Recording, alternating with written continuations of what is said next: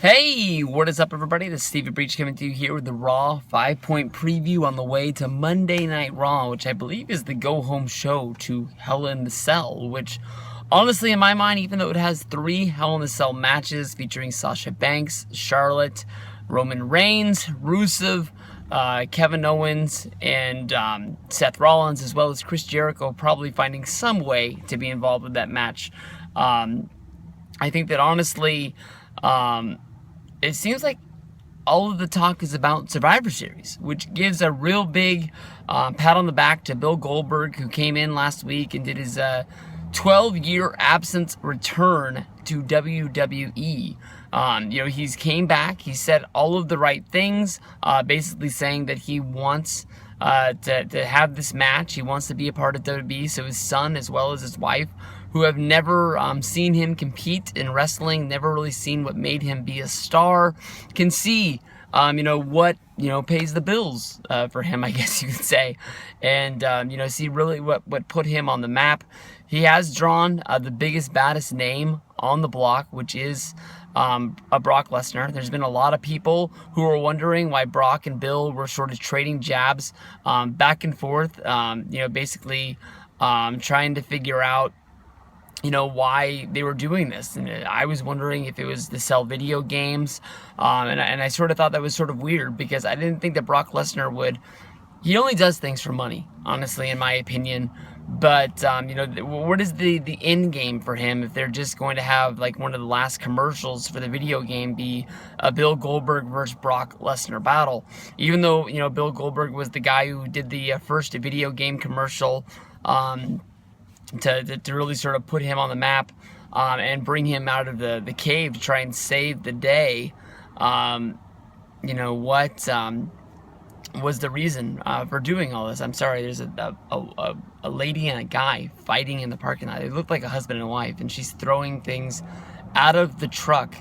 I've got no clue. I'll just show you. Hold on, because you're going to wonder. But it's upside down, but it's the only way I can get it. But that's as best it's going to get. I have no clue what the hell's going on over there, but she's not happy with something. She was walking through the parking lot when he pulled up, and now she's taking luggage out of the back seat. So this is a weird one, but there's no way to save this from here on out. But Brock is going to be on Raw, and they're hyping it up like this is going to be a big deal. The only thing is that in my mind, what is Brock going to do? How is Brock going to be able to show Bill Goldberg that he wants to fight? It was easy, when they normally do these things, like with Undertaker and Brock, or with Brock and Triple H. One guy's on the show one week, another guy's on the show the next week. They're never in the same place at the same time, so that way they build anticipation of seeing these guys. What would happen when these guys finally get in the ring with each other and are ready to throw down? It sort of makes you wonder, like, what the hell is going to happen? Bill's sitting at home. There's no chance he's going to be there. Bill's been gone for so long in the company that there's no relationships that he has to sort of put them together. Like if, when Brock Lesnar came in and beat up the New Age Outlaws 2-on-1, he beat up Road Dogg and he beat up Billy Gunn. That was sort of to signify to Triple H that, Brock is going to beat up his friends. He's coming after his family. He better, try and get out of this match, because Brock is angry and Brock is upset, and Brock's going to hurt him just as well as he hurt these two guys here.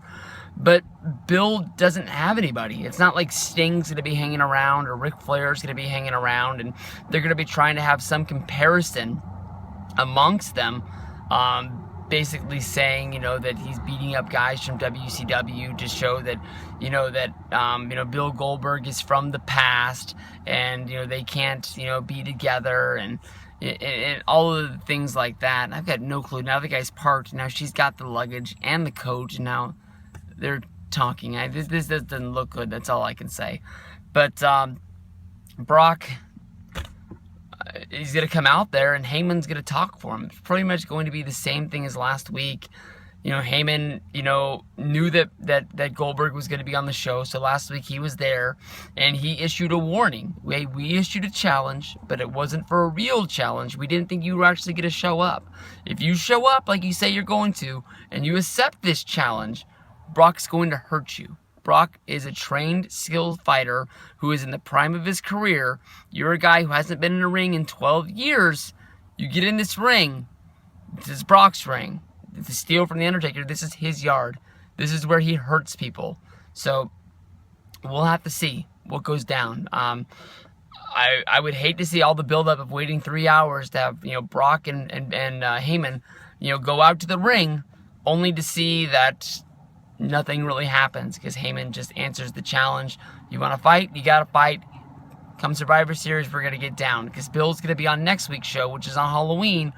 And because of the trick-or-treaters and this, that, and the other, there's not going to be a lot going on. So we'll have to see what goes down. I don't know. I mean, that's all I can really see. What do you guys see to add to this? We'll be back in a second with more of the Raw 5-point preview with the other stuff. As we continue on with the WWE's Monday Night Raw live coverage of the go-home show, WWE Hell in the Cell 2016, we're left with 4 storylines to get to Monday Night Raw. One of them involves the WWE Universal Championship, which the biggest storyline going on isn't really even the match. It's the turn that's going to be coming sooner than later. I mean, nobody is really talking about the fact of Seth Rollins versus Kevin Owens in the Hell in the Cell match. Honestly, in my mind, I think it is the Universal Championship match, but it's easily the third most talked about match on the show, which is only the 3 matches people are even talking about, because I think it's only the 3 matches that people even know about going into it. Most people are concerned with Chris Jericho and his ever building list that he is writing about the people of Monday Night Raw that make him upset, that basically don't let him do whatever he wants to do. He's getting very, very over as a heel. He's getting more and more over as a babyface, even though he's working heel at this point. It is at a very comical level of how much pops Jericho is getting night after night. Basically everybody's on hands and needles, just waiting and waiting for when he drops. You're on the list. Every week you find somebody put on there, whether if it's an announcer, whether if it's a referee, whether it's a fan, a wrestler that's on the show, that's backstage, that gets in his way, the guy that messes with his dry cleaning. It's inevitable. Somebody's going on the list each and every week, and it's worth it, the wait to get there. I don't think that anybody thinks Seth Rollins is going to be winning the championship at Hell in the Cell. They're already telling us that Jericho and Owens are going to be headlining the Monday Night Raw team in the Survivor Series match of the 5-on-5 competitors of Raw versus SmackDown. That Stephanie really wants to win this match, so basically it's going to be all hands on deck. My guess is that either this means that Rollins is going to lose, which would mean that out of the blue they're going to have a #1 contender, the reason why I don't think it's going to happen. If it's not going to be Jericho and it's not going to be Owens facing each other, maybe at the Survivor Series is where we finally see Jericho turn on Owens during that match, because there is going to be baby faces, there is going to be a mixture of heels, since it is the battle of brand supremacy. It's Raw versus SmackDown, not good guy versus bad guy. Which, bragging rights, when they did this, I love the build up to bragging rights. I love when SmackDown would invade Raw and it was JBL, Rey Mysterio, Matt Hardy, Chris Jericho, all of these guys, babyface or heel, no matter what it was, they were invading. And because of that, they brought all of their differences aside and they brought it to him. Batista was a part of that team too as well. And really, really fun stuff. I always liked it. The bragging rights, the pay-per-view always fell flat. It just never really was what it was built up to be. But Owens versus Jericho, who is really the best friend, who's really stabbing each other in the back. That's that. Cesaro and Sheamus are going to be facing New Day in their WWE Tag Team Championships. I don't know what to say, because I don't think they're going to be winning the titles, because I think they want New Day to win. But then again, if they're finally getting their championship shot and it's the week before a pay-per-view, you would think that they're only hyping up the pay-per-view by having this match. So I don't see New Day beating Cesaro and Sheamus. There has to be some sort of a screwy finish in order for them to have to bring this match back and do it again at the pay-per-view. I don't think that you could have Cesaro trip Sheamus, Sheamus gets pinned, and then they say, hey, this match had so much build-up to it, that I want to see it again at the pay-per-view. If they screw each other over, they screw each other over. They have to start working together, and I think it's going to start clicking here. Two guys coming together like Matt Hardy and MVP, winning the tag team titles, who don't like each other even though they're champions, is always fun. Stone Cold Steve Austin, Shawn Michaels, Stone Cold Steve Austin, Dude Love. They've done this a few times throughout history, and it always works out to be pretty good. It's just, I think that they want New Day to pass Demolition, and that's going to happen before anybody takes those titles from them. So how they keep these guys fresh, I'm not sure, but a lot of times they kill something before they actually decide to give it to them in the long run. So we'll see. Sami Zayn against Braun Strowman. It doesn't say if it's going to be at the pay-per-view or it's going to be at Monday Night Raw, but my guess is that we're going to see Braun Strowman in some sort of a squash match. Yet once again, making it where Sami Zayn versus Strowman is actually the pay-per-view match. So I'm looking to see another 3-on-1, and just Sami coming out and standing up to him yet once again. Charlotte versus Sasha Banks. Because of the fact that they're going to be at Hell in a Cell, I don't think they're even going to be in the same ring together. Would be very surprised that these girls even compete on the show. Maybe one of them does, and then they do in the back interviews or something like that to build it up. I don't know what you can do anything more to put more hype on this Hell in a Cell match. It's already being billed as one of the biggest because the women are actually getting in there.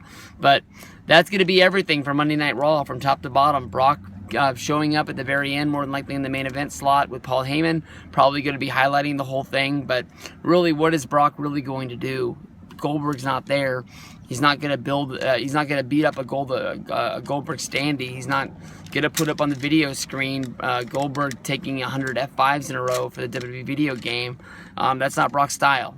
Paul Heyman's going to come out there, issue a challenge that's already been challenged and that's already been accepted, and we'll see where we go from there. So we'll see. It is what it is. SmackDown's a better show.